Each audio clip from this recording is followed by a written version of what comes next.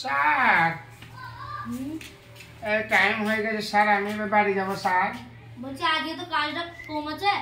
হ্যাঁ বলুন স্যার।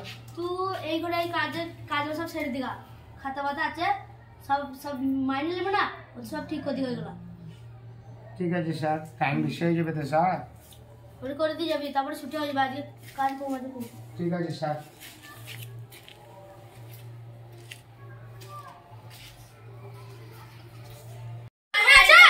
হ্যাঁ আছি রে, আয় আয়। সেই মালটা কইটা দাঁড়া, আমি নিয়ে আসি, তোরা দাঁড়া। হ্যাঁ গাড়ি যাও।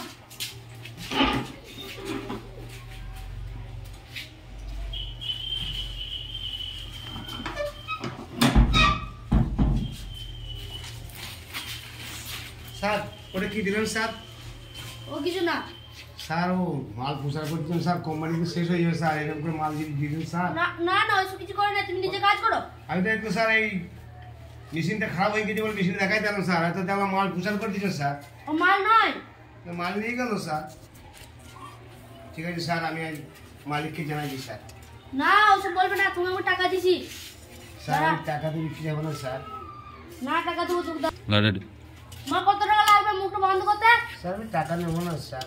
না টাকা নিতেই হবে, না স্যার আমি টাকা নেবো না। নাহলে খুব খারাপ হয়ে যাবে বলছি।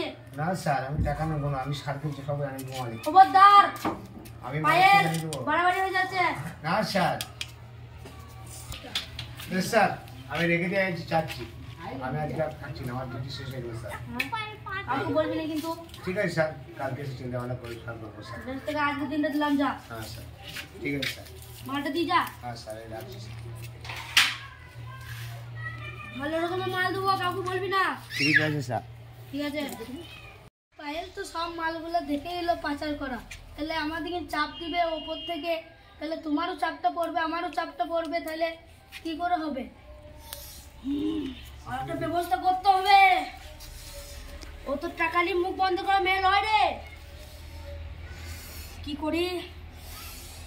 এক কাজ করি, ওকে রাস্তা থেকে শেষ করে দিই। হ্যাঁ স্যার। তোরা লোক ভালো কর। হ্যালো, তোরা আছি রে? একবার আয় তো আমার কাছে। হ্যাঁ আয় আয়। কি বললো? বলছে আসছে, দাঁড়া বেশ দেখি। স্যার কি হলো? বলো। শোন, আমাদের কোম্পানি পায়েলকে চিনিস তো? হ্যাঁ হ্যাঁ। বলছি আমরা মাল পাচার করছিলাম। হ্যাঁ। শালা দেখে লিয়েছে, তাহলে কিছু তো একটা করতে হবে। করতেই হবে, আমারও ধরা পড়ে যাবে তোমাকে সাথে। কি করতে হবে? রাস্তা থেকে সরিয়ে দে, ওকে শেষ করে দে। ওদের 10 লাখ টাকা আছে। কি করে যাবে আমি বলো? স্যার আমার মাথায় একটা ভূত এসেছে। বল। তুমি 1 লাখ 2 লাখ টাকা দিয়ে দাও, মুখটা বন্ধ করে লাগে। কিছু মতে মানছে না, 10 লাখ দেবো বলিস, কিছু মতে মানছে না রে। তাহলে তুমি একটা কিছু ব্যবস্থা করো। ধরা পড়ে আমার মাথায় টেনশন চেপে গেছে, কিছু আসছে না মাথায়, তোরা কিছু ভাব। আমরা কি ভাববো? তুমি একটু ভাবো। আমার মাথায় কিছু আসছে না রে।